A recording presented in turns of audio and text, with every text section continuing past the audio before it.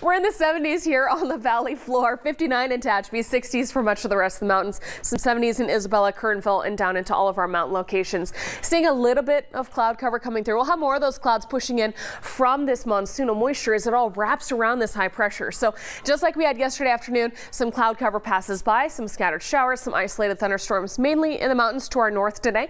But we'll watch for the next couple afternoons as you see more of that eastern flow continues to come in. So we're staying hot, starting to feel a little humid as well as this rain is evaporating. It'll be pretty scattered at times, but it could continue from not just the afternoon hours, but into Thursday morning as well, charging right over the Kern River Valley. So we'll keep an eye on this the next couple days.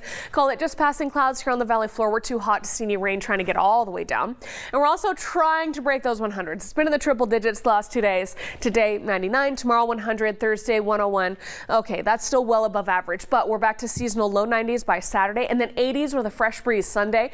We're staying in the 80s through early next week, and this is fantastic because we haven't seen the 80s since the end of June. So by then it's been more than 70 days that we've just had 90s and 100s out there baking bakers. So it's really exciting to have just a little taste of fall coming our way.